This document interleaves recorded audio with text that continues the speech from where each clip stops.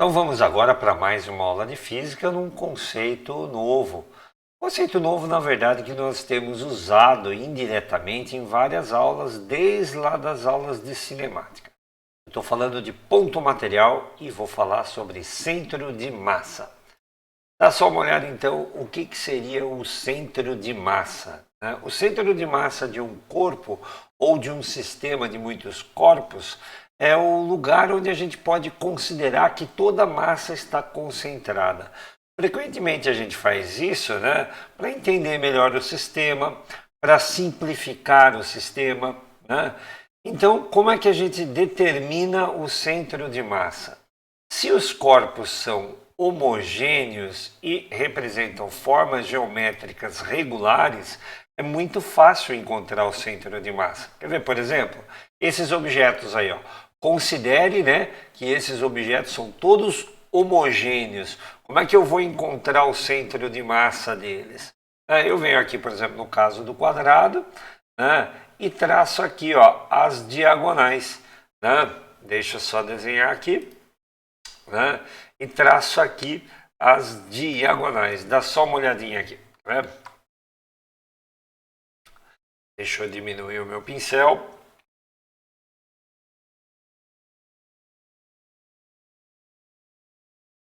Aqui, ó. Desse jeito aqui, ó.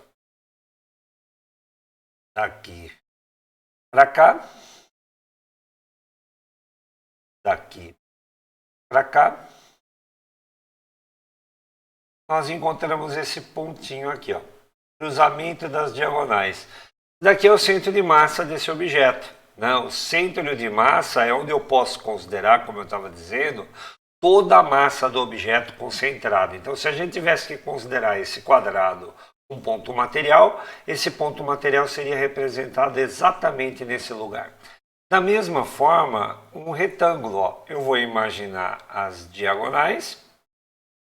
Imaginando as diagonais, no cruzamento das diagonais, eu tenho o centro de massa aqui, ó. Tudo bem? No caso aqui do círculo, olha lá onde é que vai estar o centro de massa, exatamente no centro do círculo, no centro da circunferência. Tudo bem? Então esses são corpos homogêneos, regulares, é muito fácil determinar o centro de massa. Agora, e se eu tivesse um objeto, gente? Se eu tivesse um objeto assim, ó, totalmente irregular, ó, formato bem estranho aqui, ó. Totalmente irregular e ainda com o seguinte, Vamos imaginar que esse objeto totalmente irregular, ele seja composto de materiais diferentes. Olha só, esse pedaço aqui é de um material, esse pedaço aqui é de outro material, esses dois pedaços aqui, ó, são de outros materiais. Para representar esses materiais diferentes, eu vou fazer o seguinte, eu vou pintar com cores diferentes. O que eu estou querendo dizer aí? Materiais com propriedades físicas diferentes, tá? Então vamos pintar aqui cada cor para representar direitinho, ó. Eu venho aqui, esse é um material. Eu venho aqui, esse daqui é outro tipo de material, com características físicas diferentes. Esse daqui, ó, é outro tipo de material e assim, sucessivamente. Acho que você está entendendo. Olha só, esse daqui é um outro material e para finalizar aqui, ó, nós vamos voltar a ter o material da ponta nessa outra ponta. Como é que eu determino aí, nesse caso, o centro de massa de um corpo que não é homogêneo e que tem esse formato aí muito estranho? Então vamos fazer e vamos aprender essa conta. A primeira coisa que nós vamos ter que fazer é mapear esse objeto. Eu vou dividir esse objeto em pequenos pedacinhos. Desse jeito aqui, ó, quer ver? Deixa eu escolher aqui uma grid. Ok. Aí eu venho aqui e vou mapear o objeto. Desse jeito. Eu vou colocar uma grid aqui branca para facilitar a nossa visualização. Só um instante, né? Deixa eu colocar aqui uma grid branca desse jeito. Então, quando a gente mapeia, vamos deixar essa grid branca lá. Quando a gente mapeia esse objeto, né, dessa forma, né, o que a gente consegue aí? Né, nós conseguimos localizar cada pedaço dele. Imagine aqui, ó, esse pedaço aqui, ó, esse pedaço aqui dele. Deixa eu só fazer assim, ó, e vou destacar o pedaço para você. Esse pedaço aqui, ó, ele é feito só de material cor-de-rosa. Tá observando aí? Eu venho aqui, né, e determino qual é a sua massa e qual é a sua posição, tanto no eixo X quanto no eixo Y. Isso sim, eu vou imaginar aqui, ó, um plano cartesiano mapeando esse objeto. É lógico que no mundo real, né, não se tratam de apenas dois eixos, né, eu vou ter três eixos, eu vou ter o X, Y, Z.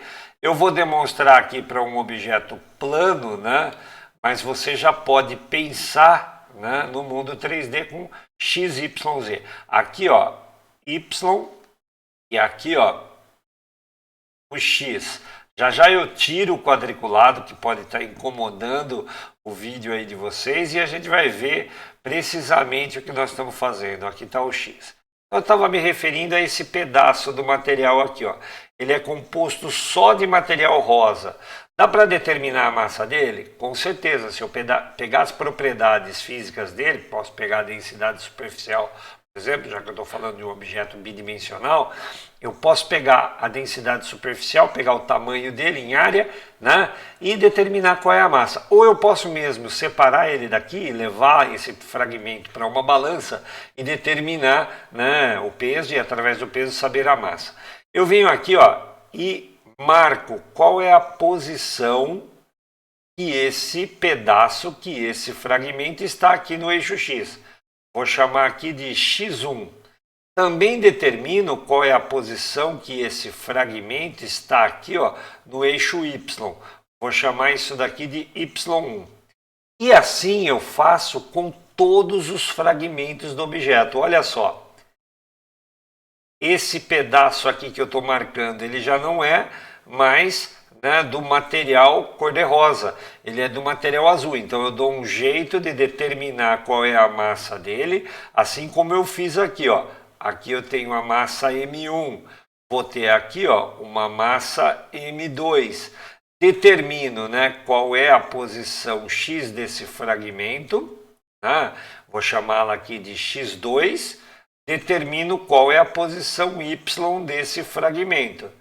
Vou chamar aqui de Y2. Então, olha só essa técnica para determinação do centro de massa.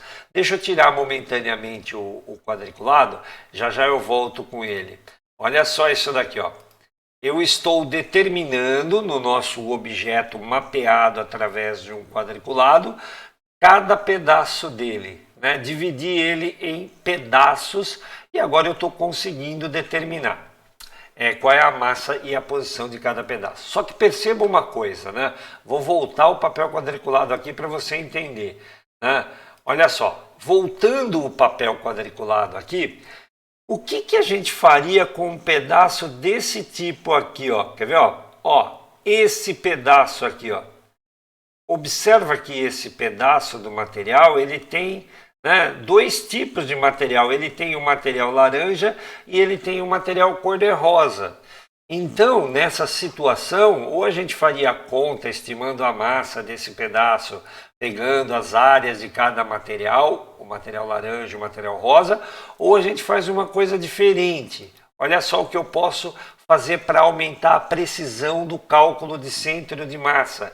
Eu venho aqui e ao invés de pegar um grid desse tamanho, eu pego um grid menor. Se eu mapear com pedacinhos menores aqui, ó, a chance de eu pegar um pedacinho que tenha dois materiais diferentes, ela diminui. E aí, né, eu aumento a precisão do meu cálculo do centro de massa. Ok?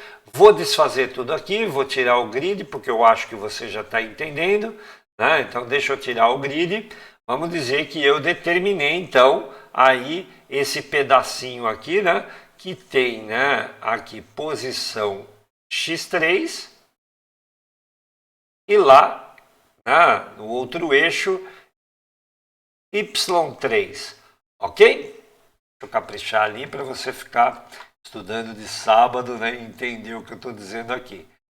y3. E assim a gente vai fazer sucessivamente para todos os pontos do objeto.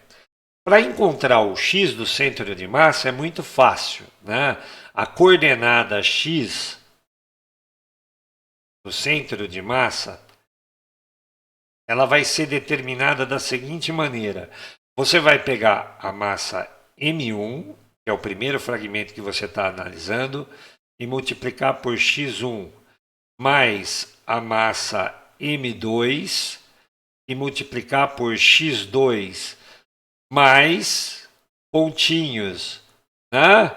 A massa Mn vezes o Xn. Tudo bem?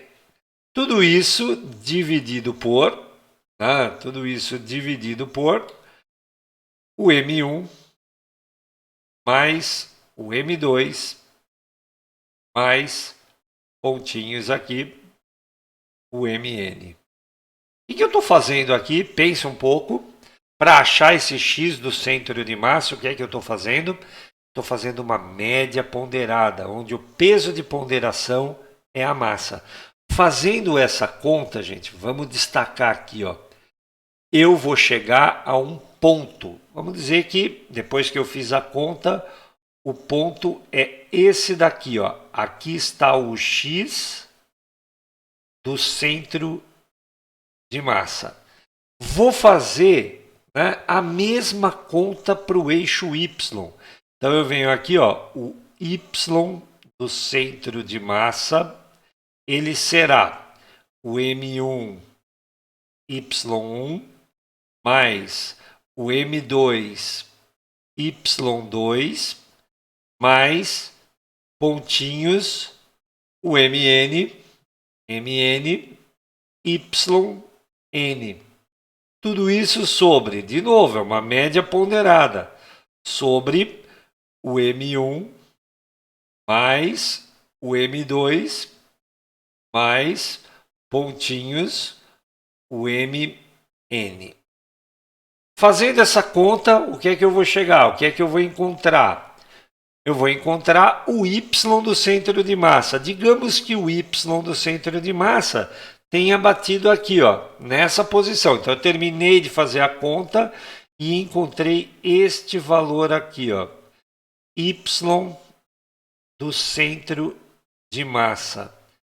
Acabo de encontrar a posição do centro de massa desse objeto, porque é só vir aqui, ó, né, cruzar os pontinhos,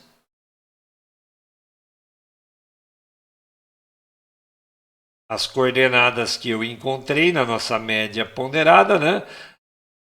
E aqui está, ó, a posição do centro de massa. Então, o centro de massa do objeto, que é o lugar onde eu vou poder considerar que o objeto está, se eu for desprezar o tamanho dele, vai ser esse lugar aí. Tudo bem? Então, como é que a gente encontra o centro de massa de objetos que não são homogêneos e que têm uma forma estranha? A gente mapeia o objeto através de quadrículas, determina a massa de cada porção dessa quadrícula e faz uma média ponderada, né, onde, né, o peso de ponderação é o próprio valor da massa. Ok? Entenderam agora? É óbvio que se eu fizesse a conta para esses objetos regulares, mapeando esses objetos regulares em quadrículas, eu chegaria no mesmo ponto, né? Observa também que se eu subdividir muito, eu vou ter muito trabalho. Por isso que frequentemente essa conta de centro de massa ela é realizada por softwares, né, por sistemas de computador. E trata-se, né, de uma série aqui, onde a precisão vai estar relacionada com a quantidade de subdivisões que você for fazer do objeto. Tá ok? Acho que você entendeu. E por que o centro de massa é muito importante? Vamos dar uma olhada em algumas situações? Pega, por exemplo, a situação desses dois veículos aí, ó, uma Kombi e uma Ferrari. Né? Uma Kombi e uma Ferrari. Se você fizer a conta do centro de massa de uma Kombi, perceba que a Kombi, né, ela tem uma altura em relação ao chão, né, uma altura aqui, ó, em relação do pneu até o chão, uma altura que é grande, né, gente? Olha só, daqui, né, até lá embaixo. O fato da Kombi ser muito alta, né, deixa eu prolongar aqui para a gente desenhar, ó, o fato da Kombi ser muito alta vai fazer o quê? Vai fazer o quê com o centro de massa? Qual é a tendência do centro de massa de um carro que está aí, né, bem comprido, bem alto? A tendência do centro de massa é dele ser afastado, né, do chão. Se ele é afastado do chão, né, isso tem uma consequência prática importante. Deixa eu desenhar aqui com uma cor bem forte, né, o que seria o centro de massa dessa Kombi. O centro de massa poderia estar aqui, ó. Para isso a gente teria que fazer a conta que está aqui embaixo, né? Se o centro de massa está aqui, ó, bem longe, né, do chão, essa altura aqui, ó, é grande. Qual é a consequência prática? Uma Kombi, quando faz uma curva, né, ela tem uma tendência de tombamento maior do que um carro esportivo como essa Ferrari que está aqui. Né? Então, olha só, o fato da Ferrari, né, ter, né, uma altura menor, né, aqui ó, a altura do carro no chão menor, vai significar o quê para o centro de massa? Se a gente fosse desenhar, né, o centro de massa aí dessa Kombi, se a gente fosse desenhar o centro de massa dessa Kombi, né, dessa Ferrari, desculpe, onde é que ele cairia? Ele cairia muito próximo ao chão, colado no chão. Carros que têm centro de massa colados no chão, como esse exemplo que eu estou dando aqui, ó, olha só como essa altura ela é bem menor em comparação com a outra altura. Eles têm maior estabilidade, certo? Então, uma das consequências do centro de massa. Você já brincou com o João Bobo? João Bobo é um brinquedo que a gente quase não vê mais, mas ele é um boneco inflável onde a gente coloca areia na base dele ou alguma coisa muito pesada na base dele. A tendência do João Bobo é ficar em pé por causa do seu centro de massa. Tá ok? Tá claro para você? Acontece que essa conta ela não é só feita para um único corpo, como no caso dos exemplos que eu estou dando aqui. Essa conta também pode ser feita, né, do centro de massa para um sistema de muitos corpos. Então, quer ver um exemplo bom disso que eu estou falando, né, do centro de massa de um sistema de muitos corpos? Olha só esse exemplo. Vamos pegar o planeta Terra, né, e a Lua. O planeta Terra e a Lua formam um sistema binário, dois corpos. Se a gente quiser saber onde fica o centro de massa desse binário, a gente vai fazer o seguinte, ó. Bom, primeiro, né, vamos pegar aqui o ponto, né, central da Terra, onde a gente poderia localizar toda a massa da Terra se ela fosse considerada um ponto. Vamos pegar também o ponto central da Lua, né? O centro de massa desse binário Terra-Lua, ele tem que estar nessa reta que eu estou marcando aqui. Né? Deixa eu marcar com uma cor diferente. Acho que no vídeo está ficando bom, sim. Para isso, né, para fazer essa conta, o que é que eu preciso? Eu preciso, como é uma média ponderada, eu preciso da massa do planeta Terra. Eu também preciso da massa da Lua. E aí, como é que eu encontraria o lugar? Vou chamar de X aqui, tá? Onde é que está o X do centro de massa? Onde eu vou poder localizar o centro de massa do binário Terra-Lua? Eu vou pegar aqui, ó, vou considerar essa posição como sendo, né, zero. E eu vou fazer assim, né? É massa da Terra vezes zero mais massa da Lua vezes o x da Lua. Ok? X da Lua é a distância que a Lua está do centro da Terra. Tudo isso sobre, né? Tudo isso sobre a massa da Terra mais a massa da Lua. Bom, como zero vezes qualquer coisa dá zero, a minha conta acabaria assim, né?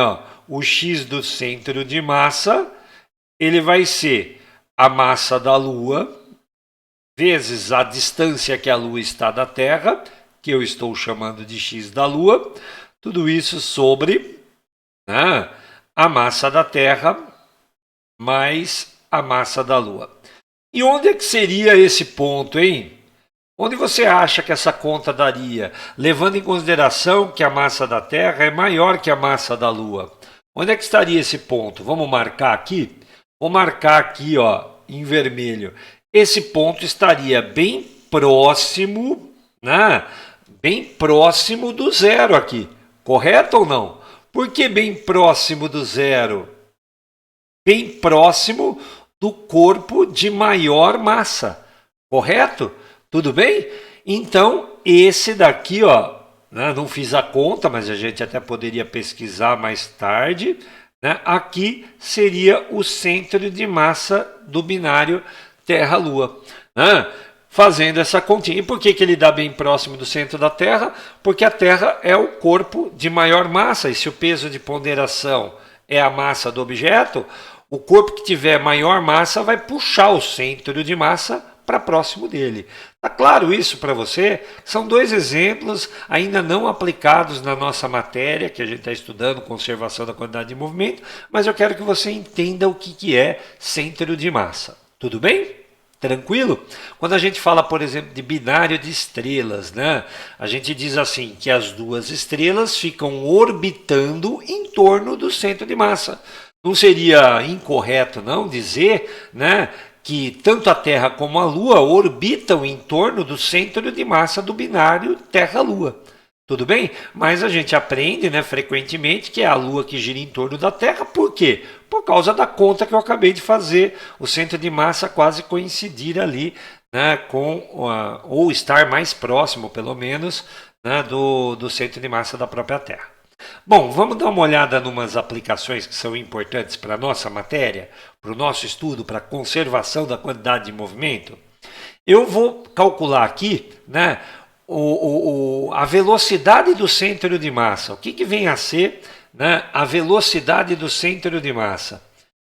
O objeto ele pode estar transladando e rodando e cada parte dele ter uma velocidade.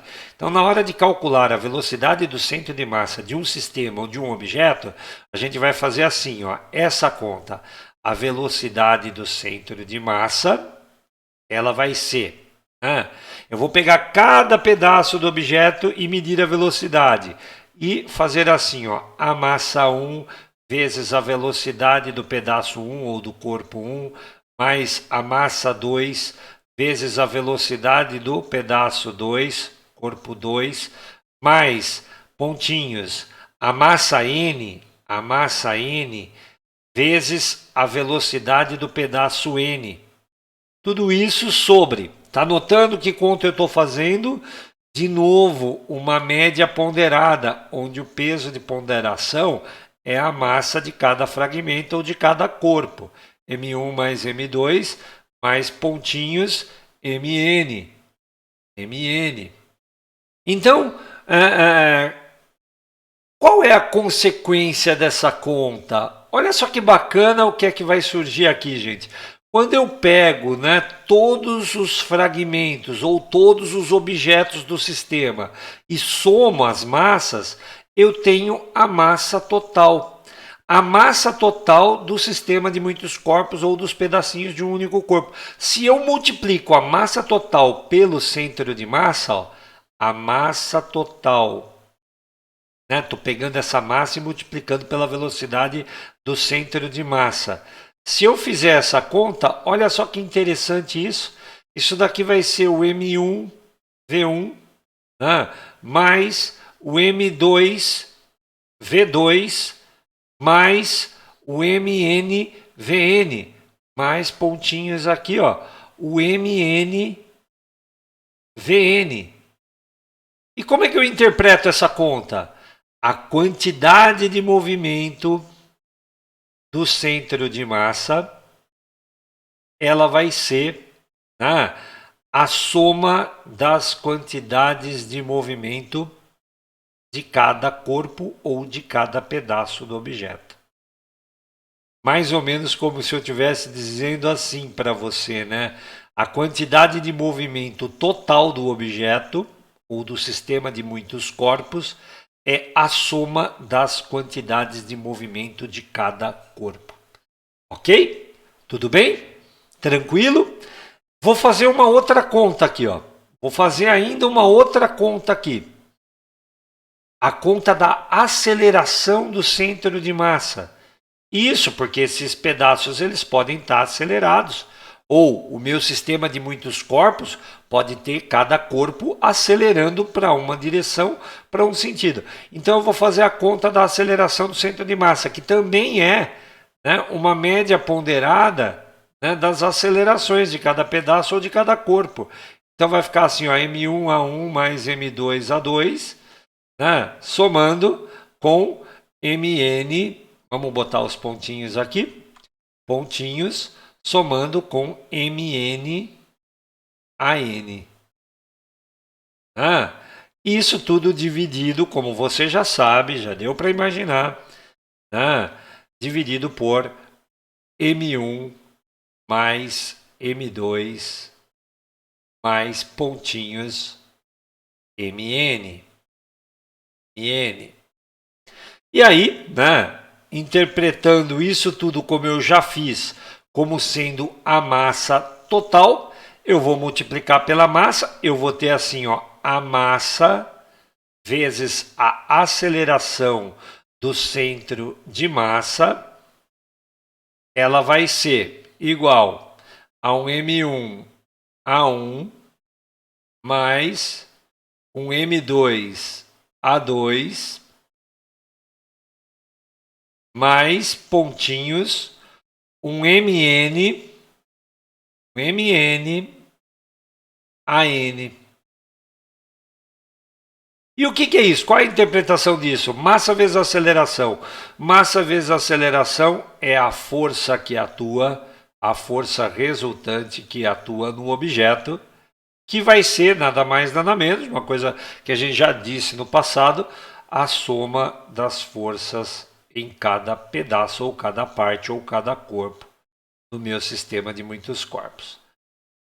Na F1, F2, F somando com Fn. Tudo bem? Isso daqui você já sabia, né? Força resultante é a soma das forças.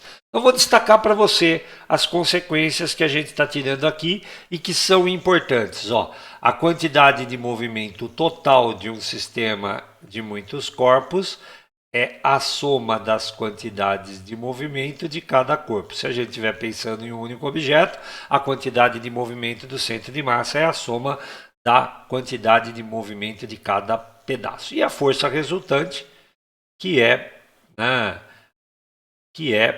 a massa vezes a aceleração, a força resultante nada mais é do que a soma das forças.